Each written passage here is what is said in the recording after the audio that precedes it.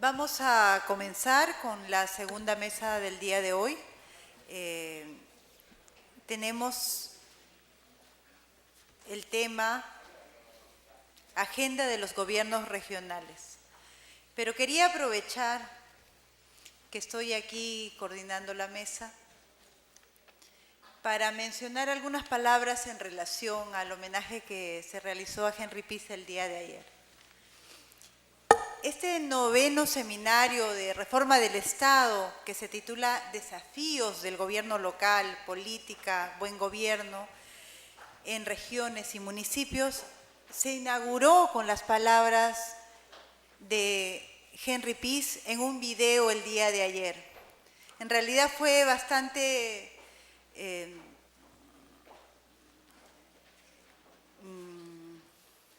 decir? Nos generó muchos sentimientos encontrados porque el hecho de verlo en el video y pensar, tan solo el año pasado estábamos conversando con él, pero por otro lado, él nos ha dejado un gran legado y quería aprovechar la coordinación de esta mesa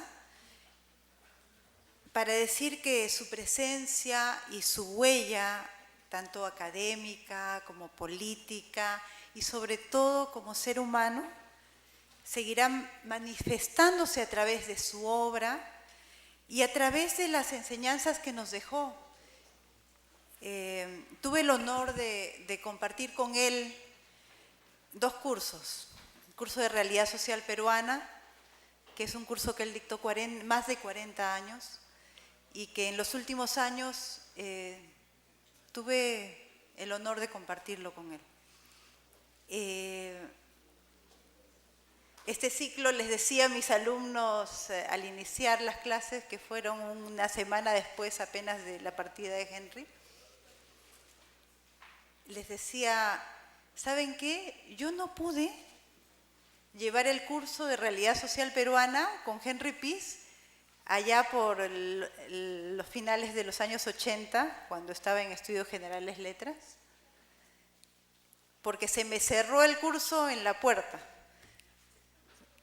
No pude matricularme con él, pero la vida me dio la dicha de seguir un curso más intensivo de Realidad Social Peruana a partir del año 2001, en el cual comencé a laborar con él y además de laborar tanto académicamente como en la institución pública, en el Congreso, pude aprovechar su gran amistad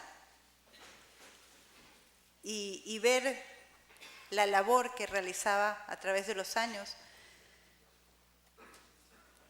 Entonces, por eso quería aprovechar este momento para decirlo y agradecer las grandes enseñanzas que nos dejó. El tema de hoy, o el tema de este momento, es pensar en los desafíos para los gobiernos regionales.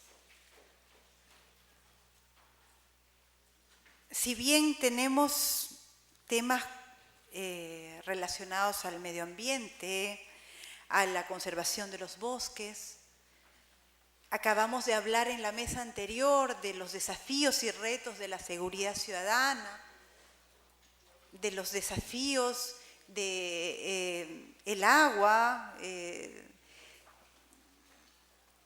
tema del reciclaje. Todos esos retos y desafíos no los podremos lograr sin cumplir con el desafío principal. Y el desafío principal es lograr, como creo que podemos lograr a través de muchos el día de hoy, liderazgos democráticos, liderazgos éticos, liderazgos que se compren el pleito de la política, pero pensando en fortalecerla como una política que sea servicio. una política para el servicio de los ciudadanos, porque todo el Estado, todas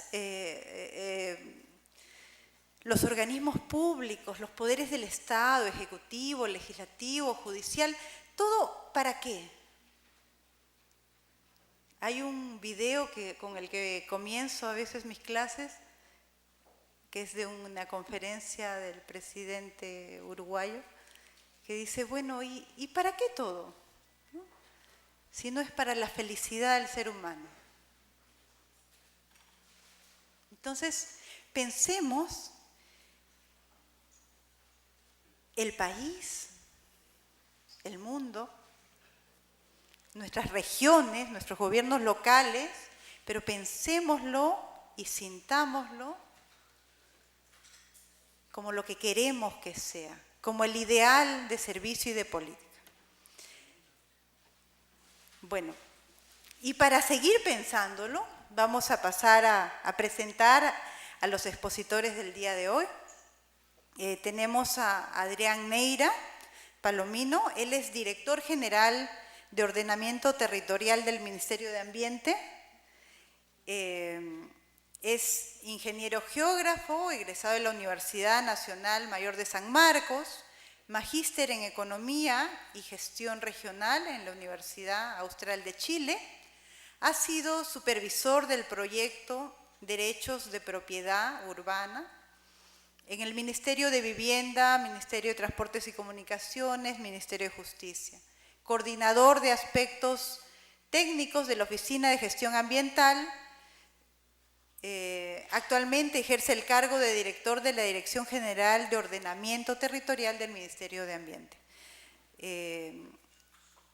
Comencemos por su exposición y bueno, después de las exposiciones de los dos ponentes tendremos un tiempo para las preguntas.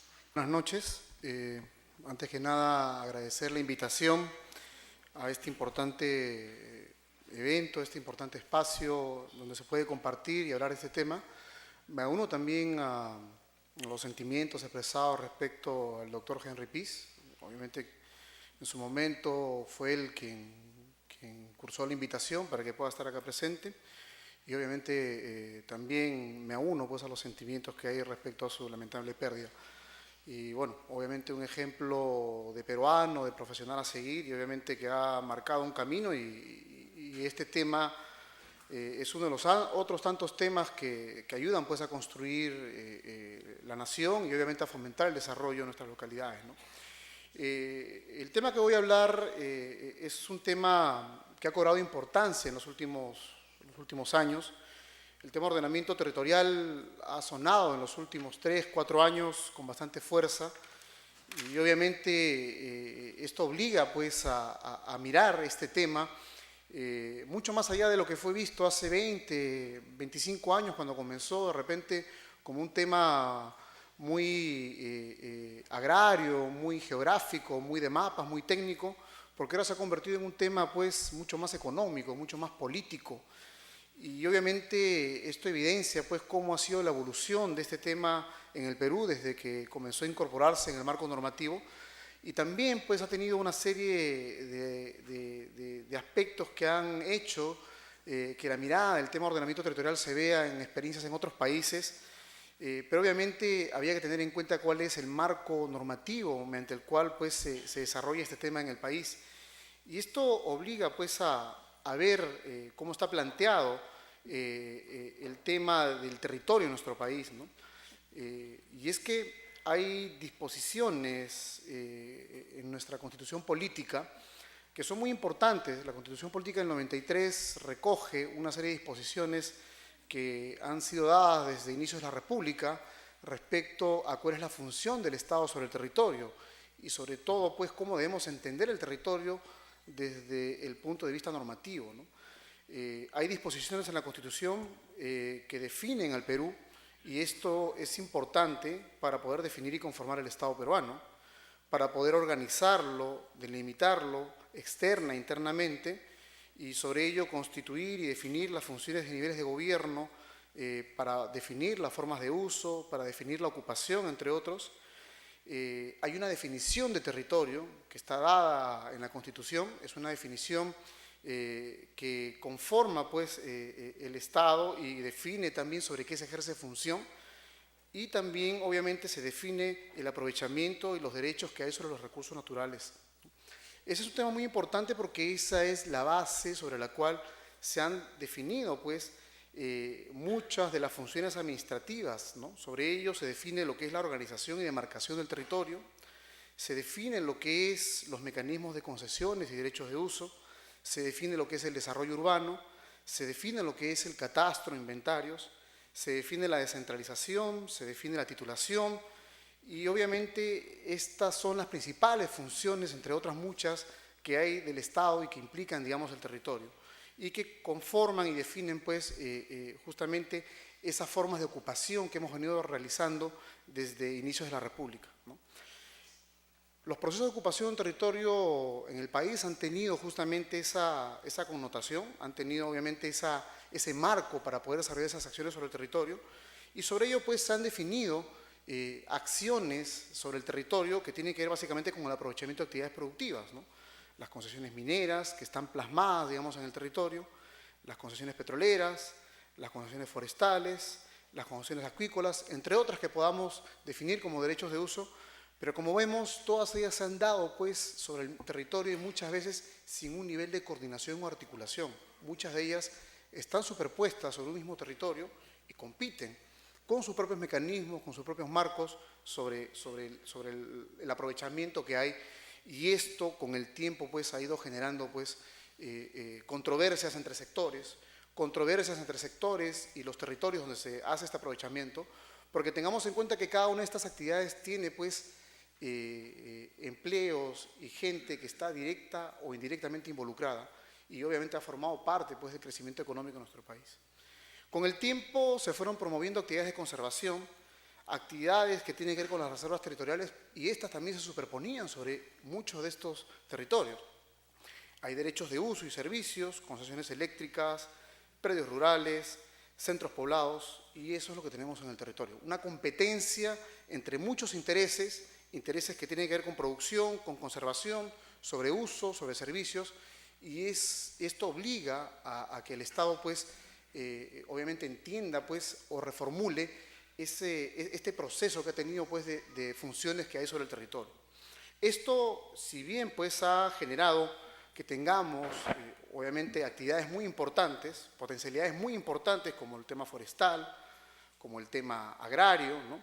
Como el tema acuícola, ¿no? En el mar, obviamente, es muy importante lo que hay a nivel, digamos, de lo que es concha de abanico y una serie, digamos, de productos que son muy importantes y que aprovechan intensamente. Lo que tiene que ver también con la piscicultura que se hace en los ríos de agua dulce, ¿no?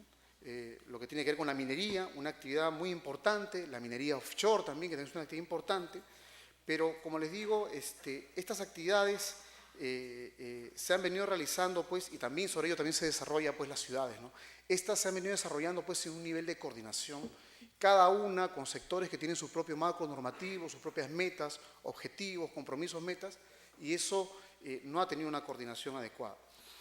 Y entendamos bien de que a partir de estas potencialidades es como se ha generado la mecánica de ocupación del territorio y cómo también hemos ido aprovechando las distancias, ¿no? Hemos obviamente acercado y concentrado el país teniendo como eje Lima, porque es Lima por donde salen todos estos principales recursos, pero han habido dificultades, ¿no? Como bien sabemos, el desarrollo en el territorio ha sido en cierto modo desigual, ¿no? Tenemos una costa que está bastante desarrollada porque es accesible. La costa no tiene la misma complejidad de acceso que hay hacia los Andes y la selva, y eso la ha hecho mucho más accesible y por lo tanto con muchas más dinámicas. Y obviamente llegar hacia la selva o llegar hacia los lugares que tienen esa complejidad de atravesar los Andes, pues requieren de un incentivo, ¿no? O sea, para poder traer recursos o llevar recursos tiene que haber un incentivo, y el incentivo ha sido la rentabilidad, ¿no? Y a lo largo del tiempo la rentabilidad es lo que ha hecho, pues, que el tema forestal o que el tema minero o que otro tipo de actividades cobre obviamente importancia para el desarrollo económico. Y esto ha traído consigo, pues, que tengamos unos procesos de desarrollo. Pero estos procesos de desarrollo no han tenido, pues, una planificación adecuada, y han generado pues una serie de clústeres que están muy aislados o que están desarticulados del territorio, ¿no? Por ejemplo, un principio económico que habla un profesor de la Católica, el señor Javier Iguíñez, es el tema de que hay que aplanar los Andes, ¿no? Hay que aplanar los Andes para que obviamente podamos acercar las economías. Llevar una carga de 1 tonelada de Pucallpa hacia Lima cuesta 10 veces más que llevarla de Lima a Shanghái, ¿no? O cuesta de repente 20 veces menos que llevarla de Lima a Piura. Y eso habla pues de la enorme complejidad de atravesar los Andes y llevar desde la costa hacia la sierra o ir desde la selva hacia la costa, ¿no? Entonces, por eso es que al momento de competir, las potencialidades, muchas potencialidades que no tienen rentabilidad o no están articuladas económicamente, terminan estancándose o generándose pues círculos dentro de esos territorios, ¿no? La minería, el tema forestal, el tema gasífero, son actividades pues que han llevado o han incentivado que se desarrollen pues este tendido de redes o infraestructura, ¿no? Hubiéramos querido lo mismo de repente con la oca, con la quinoa. Recientemente la quinoa ha cobrado valor, ¿no? Pero otros productos pues tendrán ese mismo incentivo para poder hacer toda esta envergadura, pues es un tema que hay que trabajar y reflexionar para ver cómo acercar las economías, y tiene que ver mucho con los excedentes que genera el país para poder crecer económicamente. Entonces hay que tratar de pensar en una economía más ligada al territorio y que articule estas potencialidades, que pensar son únicamente en enclaves, que es lo que hemos tenido a lo largo del tiempo, ¿no? Con el tiempo se han generado dinámicas, y estas dinámicas, como vemos, son mucho más intensas en la costa que en la sierra o en la misma selva, ¿no? Y esto pues ha generado una desarticulación en el territorio, ¿no? Las dinámicas son mucho más intensas en la costa, pero bueno fuera pues que la producción agrícola de Piura o la producción agrícola de Chiclayo salgan por sus puertos, ¿no? Pero no, o sea, toda la producción agroexportadora no sale por sus puertos, viene hacia Lima y de Lima se embarca y sale, ¿no? Lima es el gran clúster que tenemos para el desarrollo, ¿no? Y es que estas pequeñas economías que hay en la costa también no han tenido un desarrollo adecuado, ¿no? No han tenido un criterio, una visión de desarrollo que permita pues desconcentrar el Callao, y algo que hemos venido logrando poco a poco, ¿no? Y obviamente el tema obliga pues a pensar estos factores de desarrollo para poder generar otras economías. Y hacia los Andes pues tiene que ver mucho el tema de la rentabilidad y ese incentivo que hay por atravesar y subir la cordillera con todo lo que implica pues el combustible o el uso de vehículos apropiados para poder transportar carga. En ese sentido, el territorio, ¿cómo se ocupa actualmente? Se ocupa bajo la lógica de sacar el máximo provecho a los servicios y recursos naturales desde diferentes perspectivas, ¿no? Y esto, si bien ha generado crecimiento económico, ha generado impactos en algunos casos negativos, que ha afectado a la base productiva y también ha incrementado la vulnerabilidad, ¿no? ¿Y por qué ocurre esto? Porque es resultado de la desarticulación entre las políticas regionales, nacionales y locales con incidencia en el territorio, ¿no? Y también es la expresión de una carencia, una visión compartida y estratégica, ¿no? Y es justamente por esta situación de desarticulación. Como vemos, los sectores no coordinan, los sectores se superponen, y obviamente no hay tampoco un nivel de coordinación entre el nivel nacional y los subniveles nacionales para poder coordinar, ¿no? Y esto ha generado pues consecuencias, ¿no? Hay unas consecuencias que se han generado y tienen que ver porque hay situaciones de desequilibrio y deterioro de ecosistemas, ¿no? Cuando no hay claridad sobre las competencias y funciones sobre el territorio, se genera esto, ¿no? Se genera que una potencialidad sea mal aprovechada. No hay claridad respecto a la competencia forestal, no hay claridad respecto a la competencia minera, no hay claridad respecto a si es minería artesanal, mediana minería, gran minería. Entonces, al no haber una definición en el Estado, o al no haber una definición entre los niveles de gobierno, pero al haber un incentivo, un potencial, este se aprovecha. Pero al no haber reglas claras, se genera pues un aprovechamiento inadecuado. Y esto genera un proceso de desarrollo distorsionado, ¿no? Se genera reducción de la disponibilidad de recursos naturales, porque al querer sacar el máximo provecho de los recursos naturales, lo aprovechamos, pero lo aprovechamos muchas veces sin tener en cuenta aspectos de sostenibilidad. Hay un desarrollo desigual y falta de competitividad, ¿no? Y esto se debe porque hemos insistido de repente en políticas que tienen que ver básicamente con subsidios o con incentivar actividades que no generan excedentes, ¿no? El desarrollo de los pueblos está en los excedentes. Si no generamos excedentes no podemos intercambiar, no podemos desarrollarnos, no podemos competir, ¿no? Y mucha de esta gente, están viendo acá, estamos de repente a 4.000 o 5.000 metros de altura, no hay una agricultura rentable o potencial a 4.000 o 5.000 metros de altura, pues, ¿no? Pero sin embargo se insiste en que se haga agricultura y esta gente va a seguir en el círculo de pobreza. Y eso genera pues exclusión, marginalidad y mayores condiciones de pobreza, ¿no? Según el INEI tenemos más de 100.000 centros poblados y el 90% de estos centros poblados tiene esta configuración. Tramas de pequeñas casas que no han cambiado, no han tenido mayor evolución en los últimos 40 o 50 años y siguen existiendo ahí, ¿no?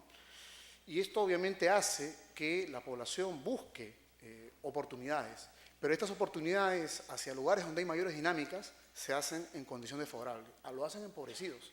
Y al hacerlo empobrecidos, esta gente pues forma parte pues de ese cinturón de pobreza que se genera en las ciudades, ¿no? Y acá hablamos de otro problema que se genera, que es el incremento de la condición de vulnerabilidad. La condición de vulnerabilidad que se ve traducida en estos pequeños grupos humanos que se trasladan con el tiempo, fenómeno que da desde los años 50 hasta hoy en día, y que han generado pues una eclosión prácticamente de ocupación de asentamientos irregulares e informales en Lima, que a pesar de tener normas, porque hay reglas de desarrollo urbano, hay reglas que te hablan sobre factibilidad de servicios o reglas que te hablan sobre habitaciones urbanas, estas terminan pues pasándose por alto y terminamos generando públicas para atenderlas. Terminamos dando políticas públicas para escaleras, políticas públicas para títulos, políticas públicas para muros de contención en zonas que son inadecuadas, en zonas donde de ocurrir un sismo o una lluvia intensa, esto simplemente se va a perder. Y, señores, el 70% de Lima tiene este casco urbano. Si ustedes se dan una vuelta por todos estos lugares, no acaba, no termina donde acabar y sigue creciendo. Frente a ello, hay otra situación importante que tiene que ver con la carencia de una visión compartida de desarrollo, ¿no? Para muchos el desarrollo es este, ¿no? Y el desarrollo apunta pues a esto, pero para otras personas el desarrollo es este, ¿no? Porque se han generado condiciones para atenderlas. Y con el tiempo tenemos más de este tipo de situaciones y tenemos pues este tipo, digamos, de conformaciones irregulares que para mucha gente es el desarrollo. Un trabajo de repente para muchas personas es este, pero para otras personas el trabajo es este, ¿no? Entonces tenemos pues una situación en la cual hay procesos de desarrollo desequilibrados, procesos de desarrollo que excluyen, y esto obviamente tiene que ver con intereses que se contraponen, intereses que compiten, y cuando el Estado quiere corregir, cuando el Estado quiere intervenir, o cuando el Estado compite contra estos intereses, se generan los conflictos. Los conflictos justamente son resultado de estos problemas de desarticulación y obviamente meten aprietos al Estado para poder atenderlos. Entonces, hay un tema muy importante en la Constitución Política del año 93 que se incorpora, porque esto no había sido visto antes o de repente fue visto muy tangencialmente y tiene que ver con dos disposiciones muy importantes. Una, que el Estado debe proveer de un ambiente sano y sostenible para la calidad de vida de los ciudadanos. O sea, es una misión y función del Estado y obviamente es la razón por la cual existe el Ministerio del Ambiente. Pero una muy importante es que los recursos naturales, renovables y no renovables son patrimonio de la nación. El Estado es soberano de su aprovechamiento y determina la política nacional del ambiente y promueve el uso sostenible de recursos naturales. Entonces, estos dos artículos que fueron dados el año 93, ¿no?, obligan a ver el territorio desde otra perspectiva, ¿no? Obligan a ver el territorio como una interacción, no solamente como mar, suelo, tierra, sino hay que verlo como una interacción, porque tenemos población, tenemos al ser humano que lo habita, que lo ocupa, que lo transforma, que lo aprovecha, lo disfruta, de acuerdo a sus intereses, su identidad, su cultura, entre otros, con ese conjunto de condiciones físicas y biológicas de ese medio natural a lo que denominamos ecosistema, ¿no? Esta perspectiva, que es una disposición que está en la Constitución, nos obliga a ver el territorio de otra manera, ¿no? Porque el territorio forma parte de un ecosistema que brinda y provee servicios y recursos naturales y que estos deben ser aprovechados para atender necesidades y son disfrutados en la medida que proporcionan calidad de vida a la población, pero también son base para el desarrollo. Entonces es necesario garantizar que todos aprovechemos y disfrutemos de esos servicios que nos da el territorio, ¿no? Por ello es importante promover acciones y mecanismos que permitan contar con condiciones de desarrollo para tener un desarrollo equilibrado y para poder gestionar ese desarrollo y esas implicancias que tiene que haber en el territorio. Esto fue entendido en el Acuerdo Nacional. A raíz de lo que sucedió en Cajamarca, lo que sucedió en Espinar, el Estado pues se vio obligado a discutir, a sentar a todos los sectores y discutir justamente qué pasa con el territorio o qué es lo que está sucediendo con el territorio. Y es así que el año pasado, en septiembre, en la sesión del 24 de septiembre, se aprueba la política de Estado número 34, en donde se indica que el territorio, ¿no? El territorio entendemos el territorio como el espacio que comparte el suelo, subsuelo, dominio marítimo y espacio aéreo, lo que está establecido en la Constitución, y que donde se desarrollan pues las relaciones sociales, económicas, políticas, culturales. Entonces, se incorpora por primera vez en la definición de territorio, año 2013, se incorpora una definición distinta y obviamente lo que corresponde a los sectores del Estado y a todos los que forman parte del Acuerdo Nacional, donde está la sociedad civil, la academia, los gremios, comenzar a entender esta nueva forma de ver el territorio. Estamos hablando de septiembre del 2013. Esta nueva forma de entender el territorio es lo que nosotros denominamos pues resistencia al cambio, ¿no? Y hay mucha gente, hay muchas organizaciones que están teniendo resistencia al cambio a entender y asimilar este nuevo concepto o esta nueva forma de ver el territorio desde el Estado. Por ello, dentro de estas definiciones administrativas que son necesarias pues para organizar el territorio, para las concesiones, para el catastro, para la titulación, hay una nueva que obviamente cobra mayor vigencia y cobra relevancia respecto a cómo garantizar el aprovechamiento sostenible de recursos naturales, y ese es el ordenamiento territorial. El ordenamiento territorial forma parte, digamos, de ese conjunto de funciones que hay en el territorio y forma parte de lo que es la gestión del territorio. No es lo mismo ordenamiento territorial que gestión del territorio. La gestión del territorio son todo ese conjunto de funciones del Estado y obviamente que el ordenamiento territorial busca articular, ¿no? Todas las otras definen una función y uso sobre el territorio. El ordenamiento territorial no define, digamos, un uso en el territorio. Lo que hace es articularlas y garantizar el aprovechamiento de los recursos naturales y garantizar la calidad de vida de los ciudadanos. Y todos estos elementos tienen pues un marco de gobernanza, una visión de desarrollo, mecanismos financieros para desarrollarlo, ¿no? El ordenamiento territorial, hay una definición legal que la define como un proceso político, técnico, administrativo, destinado a orientar la ocupación ordenada y uso sostenible del territorio sobre la base de identificación de potencialidades y limitaciones, considerando criterios económicos, culturales, ambientales e institucionales, ¿no? El ordenamiento territorial no asigna usos ni exclusiones de uso, porque lo que hace es garantizar el aprovechamiento. Tiene que establecer niveles de coordinación con los sectores y establecer niveles de coordinación entre los sectores y niveles de gobierno para garantizar ese aprovechamiento. En ese sentido, la utilidad del ordenamiento territorial tiene que ver básicamente con buscar mantener el equilibrio de los ecosistemas, garantizar el aprovechamiento sostenible y la disponibilidad de recursos naturales, generar oportunidades de desarrollo y competitividad bajo un enfoque territorial, generar rentabilidad de inversiones en términos sociales y ambientales, reducir la exclusión, la marginalidad y la condición de pobreza, articular estratégicamente las economías y los ejes de desarrollo, reducir la condición de vulnerabilidad, ¿no? Coordinar entre los distintos niveles de gobierno, que es una tarea del Estado que tiene que insistirse más en eso, y construir una visión compartida de desarrollo, ¿no? Pero sobre todo, en estos momentos, el ordenamiento territorial constituye una valiosa fuente de información para toma de decisiones sobre acciones en el territorio, algo que no se tenía. Si antes se tomaba una decisión sobre el territorio, de repente pues había la excusa de que no había información a nivel de detalle. Se ha avanzado. Obviamente con las regiones, hay 11 regiones que tienen información sobre el territorio y sobre la cual obviamente los tomadores de decisión tienen que tener en cuenta esta información que se ha generado. Hay procesos en las regiones que están en marcha, todas las regiones tienen procesos de ordenamiento territorial y esa información tiene que formar parte de esa toma de decisiones. Y ya es responsabilidad de los tomadores de decisión si es que han omitido o no han tomado adecuadamente en cuenta, digamos, esas decisiones que tienen que ver sobre acciones en el territorio, ¿no? En ese sentido, hay aspectos importantes que escapan pues, a la labor de un sector, ¿no?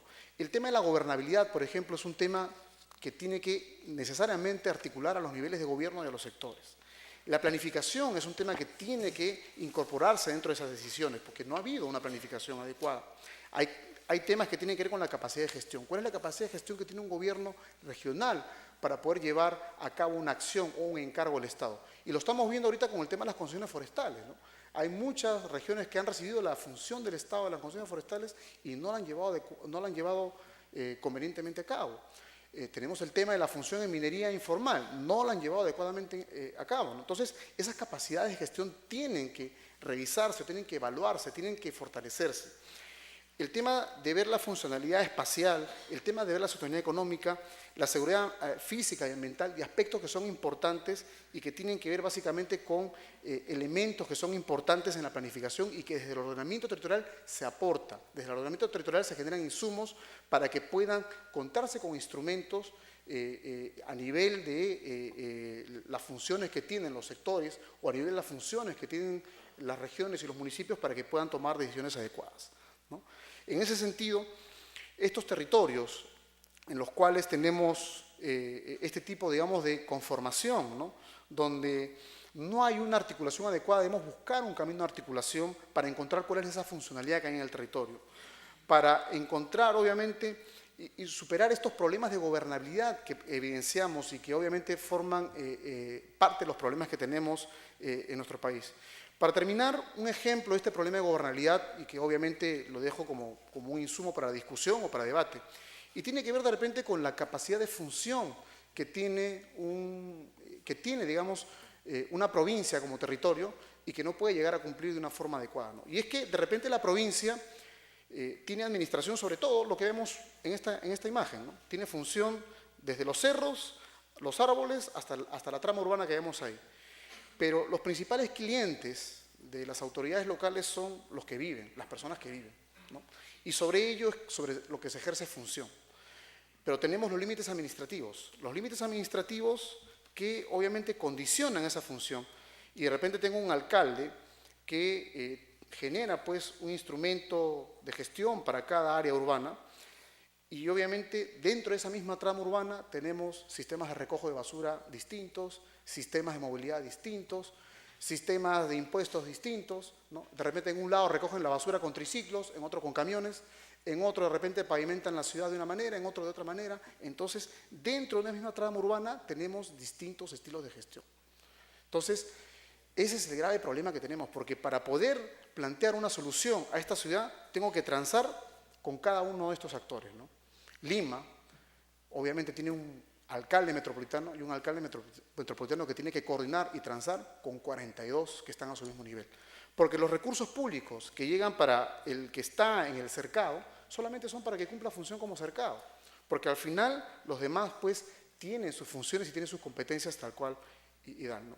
Con esto lo que quiero un poco reforzar es el tema de poder presentar, digamos, una idea o un panorama de esta situación que obviamente apunta a potenciar el proceso de ordenamiento territorial, ¿no? Teniendo en cuenta los beneficios de desarrollar un proceso que nos va a permitir, sobre todo, contar con mecanismos que orienten con el desarrollo y, sobre todo, ¿no?, permitir conocer las funciones que hay de las localidades, de las actividades económicas sobre el territorio y también, sobre todo, articular, ¿no? Un tema que es importante en el Estado, que es articular entre los sectores y los niveles de gobierno, ¿no?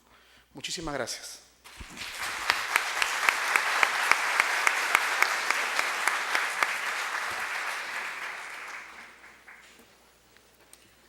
A continuación tenemos la exposición de Freddy Tejada, asesor senior del proyecto Conservación de Bosques Comunitarios de la Cooperación Alemana al Desarrollo. Él es ingeniero de profesión, ha sido director general de la Oficina General de Estadística e Informática del Ministerio de Vivienda, coordinador del área de registro en el Consejo de Reparaciones, de Registro Único de Víctimas, gerente general del Amazon Consulting Group y actualmente ocupa el cargo de asesor senior del proyecto Conservación de Bosques Comunitarios en el Perú de la Cooperación Alemana al desarrollo, la GIZ. Bueno, él nos va a hablar sobre conservación de bosques comunitarios en el Perú.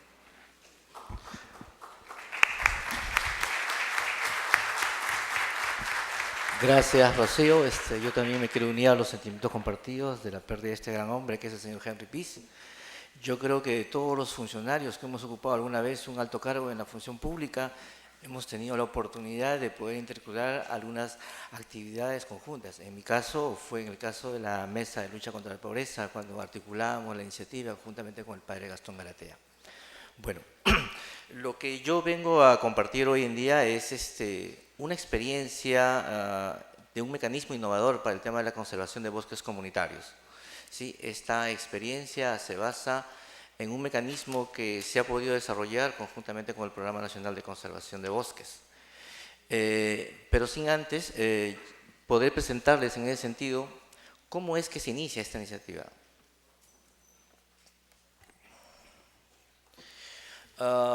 Más o menos en la COP15, que fue en Copenhague, o sea, estamos hablando más o menos de hace unas 5 COP, ya que la próxima se va a hacer en Lima, en diciembre, el Estado peruano tuvo una primera iniciativa, o de alguna manera parte de los compromisos que asumió fue el tema de bajar las emisiones alrededor de los 42% y tener una deforestación cero.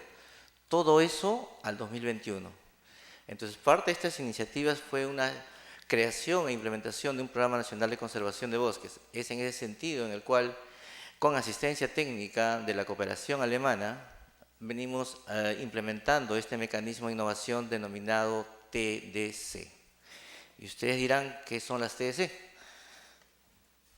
Las TDC es un mecanismo que de alguna manera permite la conservación de bosques comunitarios.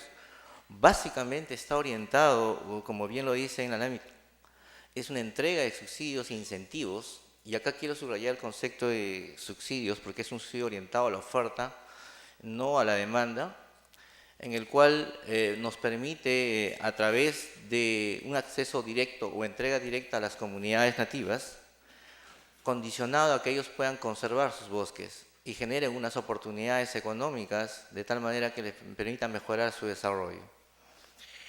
¿Y cómo funciona? Básicamente este instrumento consiste en la entrega de un incentivo, 10 soles por hectárea, en el cual el Estado peruano entrega a las comunidades nativas para que puedan conservar sus bosques. Todo esto a través de un convenio en el cual es ratificado de alguna manera por el Programa Nacional de Conservación de Bosques. ¿Y cuáles son los pasos que tiene este instrumento? Son 6 pasos que actualmente se ha venido desarrollando. Empezamos por la focalización. Hay un segundo paso denominado admisión, afiliación, liquidación, cumplimiento de condicionalidades y finalmente gradación. Aquí me voy a detener un momento porque de alguna manera este mecanismo para algunos debe ser familiar a algunos otros mecanismos que se han visto en el tema social o el tema económico, en el cual, por ejemplo, estamos hablando de un programa denominado Juntos, que la mayoría acá lo conoce, que se basa y se apoya también en este mecanismo de transferencias directas condicionadas, o un programa denominado Chacra Productiva, que es otro instrumento de alguna manera que también permite apoyarse en ese tipo de instrumentos. En esta oportunidad lo que hemos hecho es que este instrumento se pueda llevar al tema ambiente, básicamente al tema de la conservación. ¿En qué consiste el primer paso?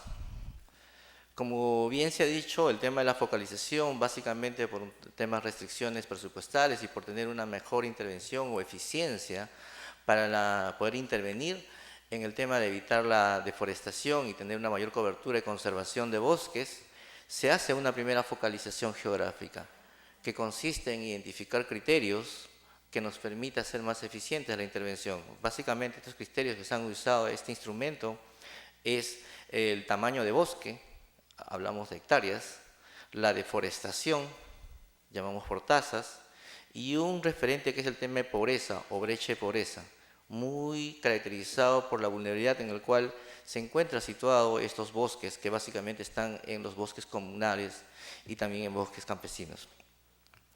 La focalización geográfica se realiza a nivel provincial hoy en día. Más o menos donde se viene interviniendo el programa abarca alrededor de 24 provincias que se ha podido focalizar esta intervención. Y luego, ¿qué se hace? A continuación, hemos identificado una provincia en la cual se va a intervenir, pero no basta con eso, se necesita hacer una focalización individual, en el cual también permite caracterizar las comunidades. A diferencia del programa Juntos, que está orientado esto a una intervención a nivel de hogares, en el caso de este mecanismo está orientado a nivel de comunidades. Es más comunal la intervención, se entiende por el tema de propiedad del bosque, en este caso de las comunidades. Los criterios que se utilizan para el tema individual están orientados básicamente a una caracterización ambiental, social y económico, permitiendo de esto tener una intervención ordenada para la intervención de este mecanismo. Un segundo paso es el tema de la admisión, que consiste en la sociabilización del instrumento a los diferentes niveles de gobierno. Una primera instancia es la coordinación con los gobiernos regionales y locales, en el cual se sociabiliza, se sensibiliza, se explica este mecanismo para que se pueda tener un mejor entendimiento y comprensión de la intervención en su territorio. Un segundo paso es la sociabilización con las organizaciones y las federaciones, del mismo modo como se explicó anteriormente en las autoridades regionales o locales. Finalmente, esto se vuelve a interiorizar a los APUs o jefes de las comunidades y finalmente a la población en sí, en el cual, como producto final de este paso, es la aprobación voluntaria para poder ingresar a este instrumento. Un tercer paso es la afiliación de estas comunidades. Aquí es importante porque de alguna manera permite identificar cuánto de esos bosques cada una de las comunidades quieren entrar a este instrumento para poder conservar los bosques.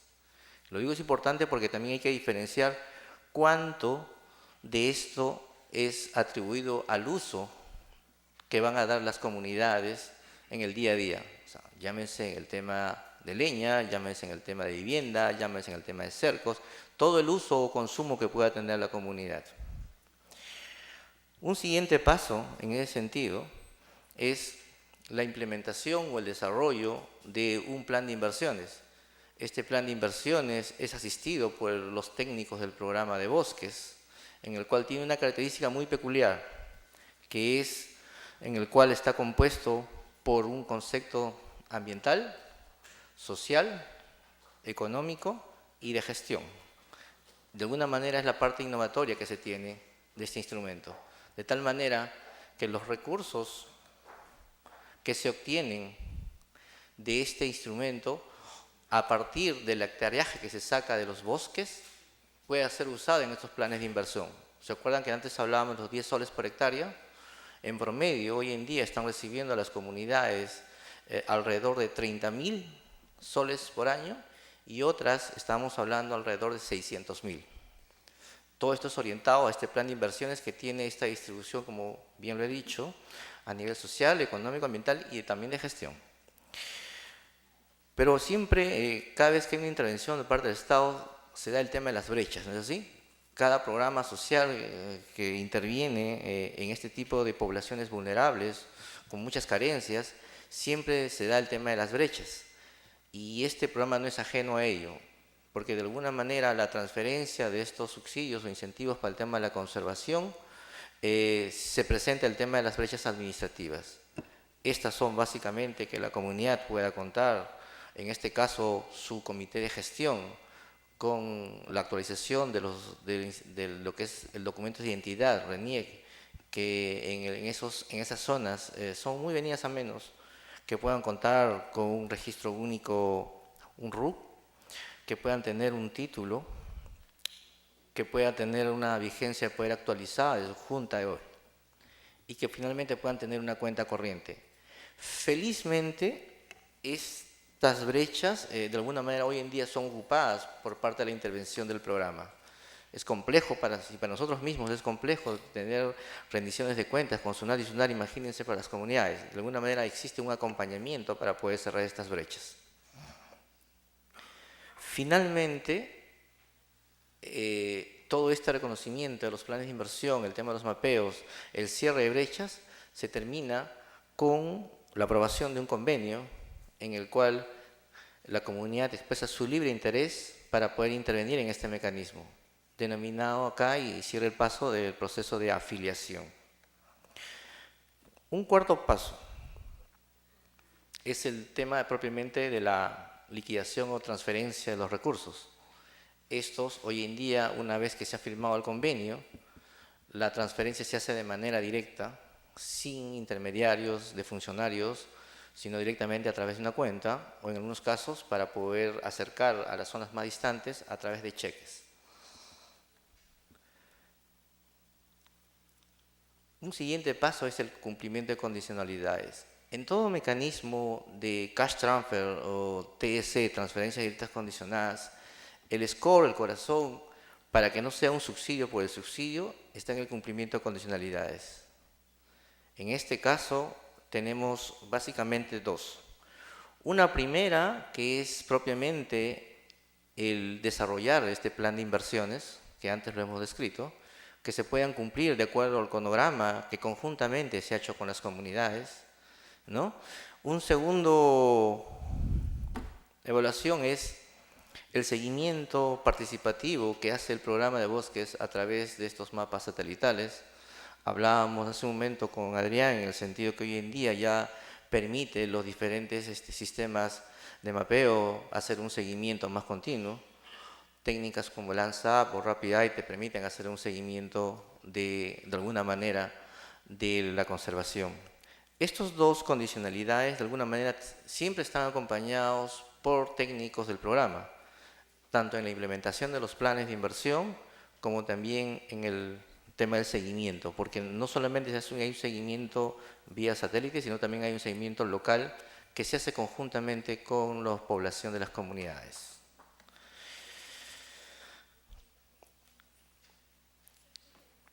Cuando este cumplimiento se da, o sea, de alguna manera la comunidad ha implementado estos planes de inversión, ¿no? Ha contribuido a la conservación y de alguna se valida y se monitorea, esta comunidad vuelve a recibir los recursos anualmente, recursos que son vueltos a invertir en una ampliación de los planes de inversión o en nuevos planes de inversión que se hace conjuntamente con ellos, siempre orientado a un plan de inversión multianual, que hoy en día se ha mejorado este mecanismo. Gracias. Y finalmente el tema de la grabación, que es un paso en el cual cuando estas comunidades han interiorizado el tema de la conservación, han generado sus propias oportunidades económicas para ser sustentables y hemos podido cerrar el tema de brechas, las comunidades se gradúan. Pero aquí voy a hacer una precisión. Hasta el momento todavía no tenemos ni una comunidad graduada, entendiéndose el concepto de graduación es a un mediano plazo, si no es hasta un poco más. En América Latina existen varias iniciativas de este tipo. En Brasil hay un programa denominado Bolsa Foresta. En Ecuador hay otro programa denominado Sociobosques. En México hay otro programa denominado MÁS. En Costa Rica, de igual manera, hay otro programa con este tipo. Y ninguno de ellos que se han podido hoy en día graduar porque el concepto de la graduación va mucho más allá de simplemente un cumplimiento de objetivos, sino va en la interiorización misma de las propias comunidades.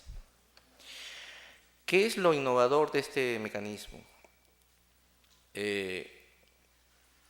No queremos quitar méritos a otros programas de TS acá que se han podido implementar en el país, pero lo que hemos podido ver es que hoy en día, en el tema ambiental, permite la conservación de bosques y evita la deforestación. En el tema social, contribuimos al tema de cierre de brechas. En el tema económico, de alguna manera generan oportunidades económicas a las comunidades y permite de alguna manera apoyar el cierre de brechas en el caso de la pobreza.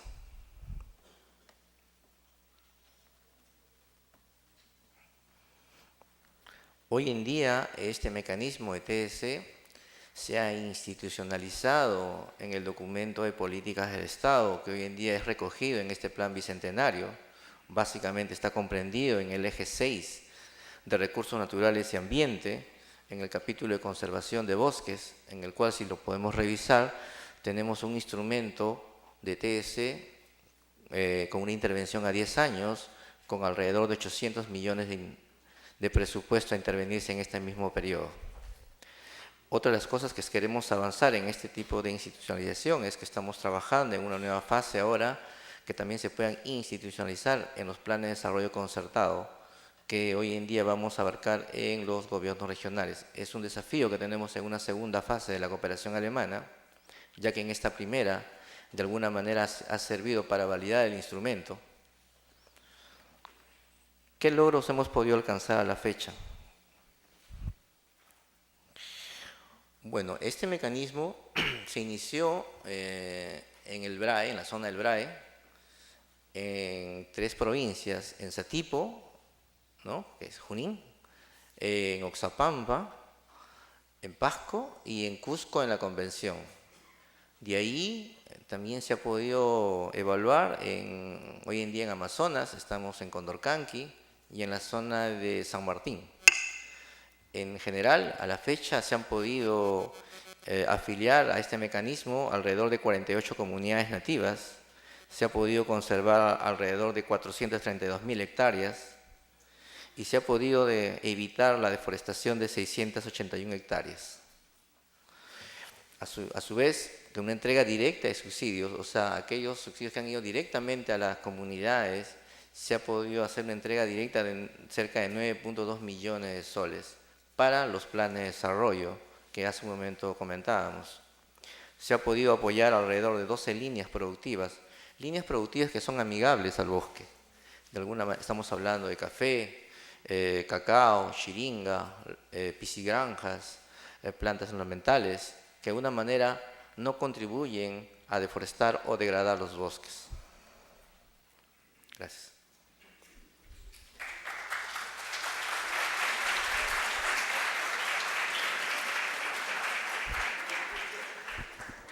Bueno, vamos a pasar a las respuestas a las preguntas. Cada uno de los expositores va a tener un tiempo para responder las preguntas. Por favor, si me pudieran alcanzar las preguntas. 2 exposiciones bastante interesantes, una sobre ordenamiento territorial y la otra sobre la experiencia de la GIZ en relación a las transferencias directas, a la conservación de bosques comunitarios.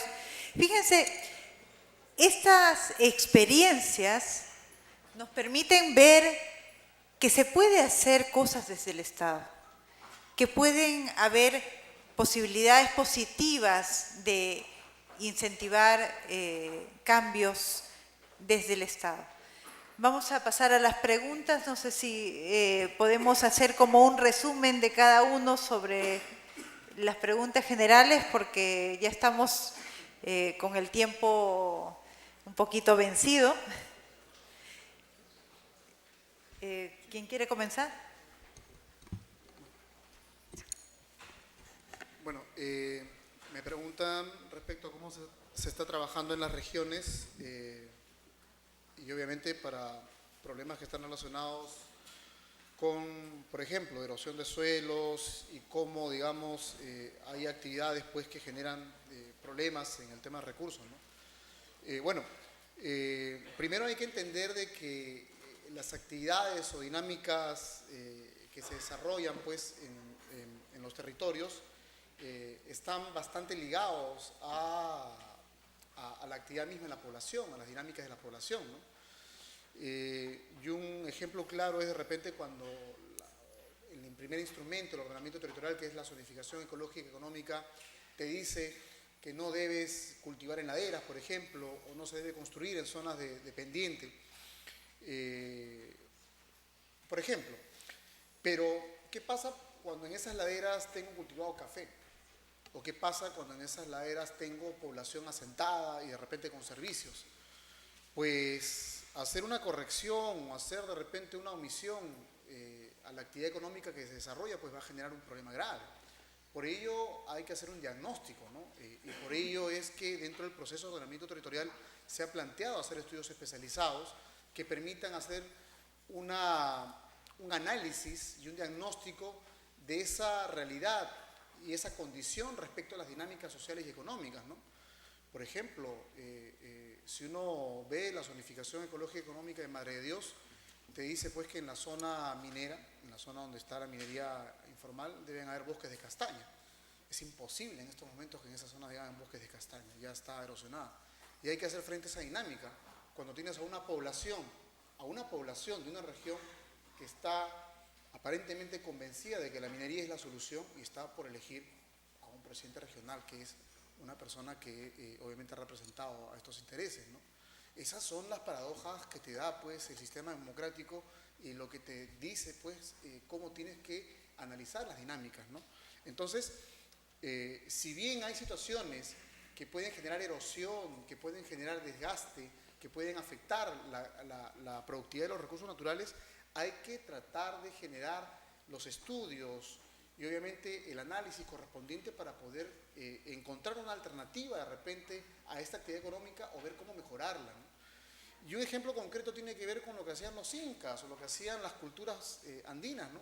Si ustedes ven, pues, si hubiera habido zonificación ecológica en la época preincaica o incaica, no hubieran habido andenes, pues, porque la zonificación ecológica y económica te dice que no se debe cultivar en laderas.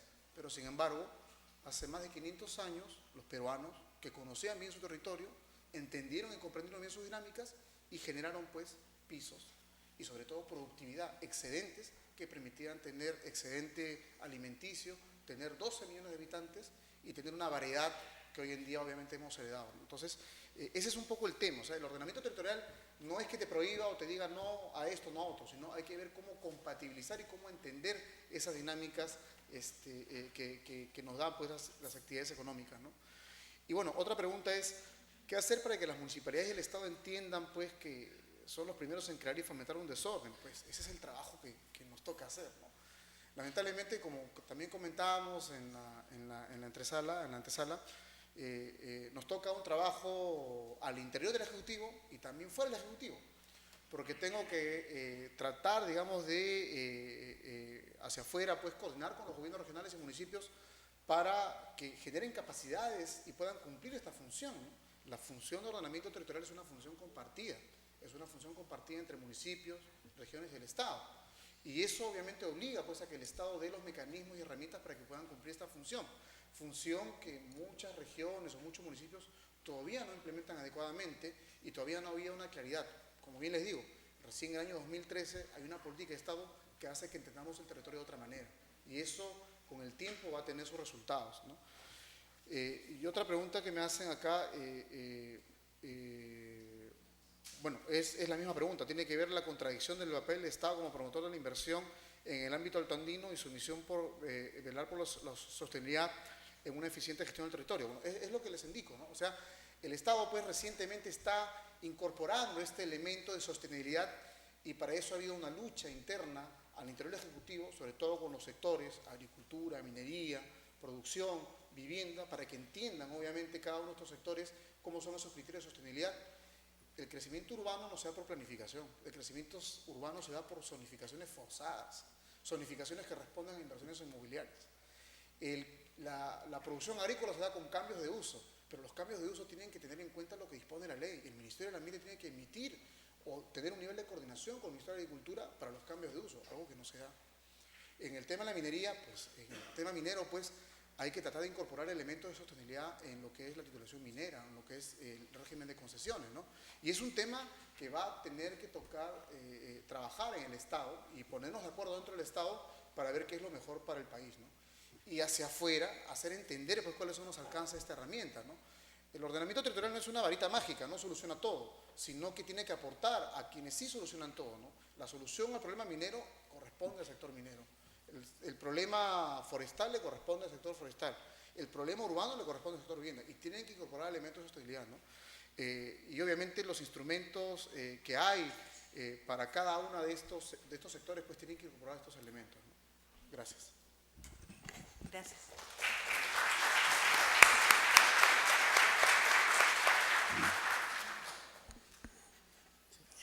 Gracias. Bueno, acá tengo 7 preguntas. Voy a tratar de sistematizar alguna de ellas. Una de las primeras que hacen acá mención es ¿cuánto se destina el gobierno anualmente al programa de conservación de bosques? ¿Y por qué es que no se ha intervenido en Madre de Dios? Bueno, a lo largo de estos 3 años el programa ha estado recibiendo un presupuesto alrededor de 12 millones inicialmente, 14 después y luego hoy en día alrededor de los 16 millones. Este presupuesto está implementado o está articulado a un programa presupuestal que es el 035, en el cual se orienta a resultados de lo que hoy en día viene avanzando. ¿Por qué no se ha implementado en Madre Dios? Porque antes cuando expuse había una primera focalización en el cual nos permite tener una intervención a nivel de provincias. Entonces cuando se evalúa o se analiza características en el ámbito, ojo, y acá lo subrayo, en el ámbito de las comunidades nativas, donde hoy en día se concentra muy fuerte la deforestación, es en las provincias de Condorcanqui, Brae, Atalaya, Yurimaguas, que de alguna manera es muy grande o muy incidente el tema de la deforestación.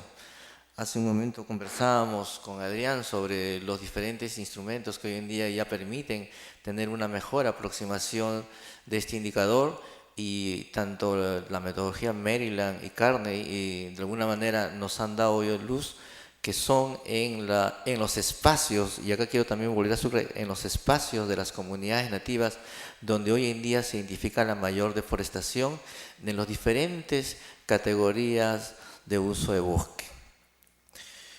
Una siguiente pregunta es con relación, ¿existe algún mecanismo para el monitoreo de los impactos sociales del dinero que se les otorga? En el proceso que conversamos hace un momento, el cumplimiento de condicionalidades, y en ese plan de inversión que se hace conjuntamente con las comunidades, existe un cronograma en el cual se identifica el accionar de estos recursos o dónde se van a destinar. Básicamente, la mayoría de ellos es en el plan de proyectos productivos, pero también existe un componente social en el cual se viene monitoreando el gasto. Y aquí déjenme ejemplizar, algunos casos se han gastado en algunos temas de botes que asisten a la comunidad, algunas pequeñas asistencias médicas, ¿no? Alguna infraestructura básica que le permite tener zonas de almacenamiento para sus productos. Sí se monitorea de esa manera a través del plan de inversiones, porque existe ahí un cronograma y también existe en qué se está gastando cada uno de estos gastos en el tema social. Con relación, actualmente existen provincias en Huánuco y Huancavelica. Respondiendo a lo mismo, existe una focalización. No quiere decir que no se va a atender, al igual que Madre Dios, ¿no? Y acá quiero diferenciar el tema de los diferentes bosques según categoría de uso. El programa nacional, si bien es cierto, tiene una meta bastante ambiciosa de llegar a conservar 54 millones de bosques, pero no nos olvidemos de que básicamente en el caso de las comunidades nativas y campesinas concentra alrededor de 10 millones de hectáreas de bosques. El resto, de alguna manera, ya hay una intervención del Estado, y a través de las áreas naturales protegidas, a través de las áreas de conservación regional, bosques de producción permanente, porque no nos olvidemos que el concepto de conservación no solamente es al tema de no cortar, sino también incluye el concepto del manejo sostenible. Y ahí le sumo el tema de los ámbitos relacionados a los bosques de producción permanente, las que se otorgan en concesión y las que están en stock. Eso hace casi alrededor de 40 millones de hectáreas, que lo que ahí es falta un tema de articulación y coordinación que el programa de alguna manera viene trabajando en ese sentido. Una siguiente pregunta que también nosotros nos hemos de alguna manera hecho el cuestionamiento es: ¿y de dónde salió los 10 soles? Como bien ustedes saben, este programa se inició en la gestión del ministro Brac.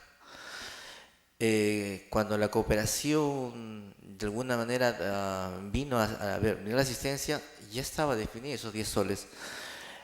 Lo que hemos podido analizar en este contexto es que no nos olvidemos de que el pago se hace para todo el bosque. Si bien es cierto, parece poco, ¿no? Y acá le voy a hacer el ejemplo. En una comunidad de 30.000 o de 3.000 hectáreas, estaríamos pagando alrededor de 30.000 soles, ¿no es así? Pero las áreas de deforestación de esa comunidad fluctúan entre 100 a 200 hectáreas por año. Si yo hago la compensación, si quieren verlo así, de esos 30.000 soles, en lo que he llegado de evitar esa deforestación, estoy pagando realmente por hectárea alrededor de 3.000 soles. Esto quiere decir que el resto de las hectáreas, con el mecanismo o sin el mecanismo, de alguna manera se conservan. Es ahí donde hay que reflexionar un poco en el presupuesto, porque cuando hablamos del monto de 10 soles, aparentemente es muy poco o casi insignificativo, pero cuando lo evaluamos a través de una compensación de lo que yo he dejado de evitar, el costo que estoy casi pagando por hectárea fluctúa alrededor de 3.000 soles por hectárea. Una siguiente consulta es, al 2021, 0% la deforestación. Si se va a llegar a este indicador, al ritmo que va, la cooperación también expresa su preocupación, porque si bien es cierto fue un compromiso del Estado de la anterior gestión, a ese indicador hay que sumarle que el Estado se comprometió a bajar un 42% o un poco más las emisiones. Un objetivo bastante ambicioso, yo diría, pero sí es cierto que es parte de la evaluación que hoy en día tiene el programa y que viene implementándose y que se va a reflexionar justamente ahora en la COP, es cómo dinamizar más esta intervención, porque por lo menos desde el lado de la cooperación al ritmo tenemos una apreciación de que va a ser bastante difícil alcanzar esta meta. Bueno, la siguiente pregunta es 10 soles por hectárea. Bueno, esto ya lo respondí hace un momento. Otra pregunta es, ¿cuál es la experiencia más rescatable de las 24 provincias implementadas? En realidad no se han implementado en 24, si bien es cierto la focalización hace una priorización de 24 provincias. Básicamente se han implementado en 3 provincias de Selva Central, una provincia en Amazonas que es Condorcanqui y una en San Martín. O sea, estamos hablando alrededor de 5 provincias. La experiencia más resaltante que el programa de bosques siempre muestra es una comunidad denominada Anapate, en el cual se ha podido de alguna manera intervenir fácilmente con este instrumento, en el cual ha mostrado algunos logros muy interesantes con relación al tema de mejorar sus recursos, hacer sostenibles la producción que ellos tienen de café y cacao, de poder articularse a un mercado, de formar una asociación de la propia comunidad denominado Quemito N, ¿no? En el cual se puede mostrar como una vitrina para la implementación de este instrumento. Esta es la última pregunta. En el marco de la COP, ¿qué tanto ha funcionado y son sostenibles estos mecanismos como TS o RED? Yo diría que el tema de TS habría que diferenciarlo de RED en el sentido que RED, si bien es cierto, contribuye al tema de la conservación, pero básicamente sus objetivos están en el tema de emisiones. Hoy en día el programa de bosques también tiene el proyecto RED, en el cual viene avanzando con la institucionalización, yo diría, porque de alguna manera es una legislación internacional y nacional. Mucho de este tema se va a abordar en el tema de la COP. En el caso de las TS, es un instrumento más casero, si quieren verlo así, que ha recogido la experiencia que hace un momento compartíamos de otros países, de una experiencia nacional en otros temas sociales o productivos, como Juntos o Chaco Productiva, y de una experiencia internacional de bosques que se viene dando en países como Brasil, Colombia, Ecuador, México y Costa Rica. Y de alguna, de alguna manera está siendo agendado para ser mostrado también en la COP como un instrumento más de política para el tema de conservación de bosques comunitarios. Creo que estas son todas las preguntas que he podido responder. Gracias.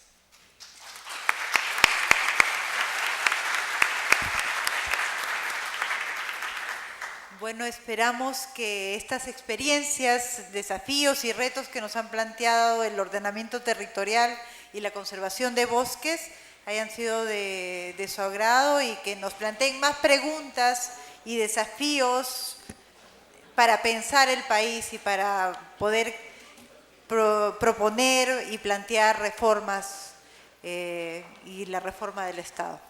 Muchas gracias y nos vemos el día de mañana con los paneles siguientes.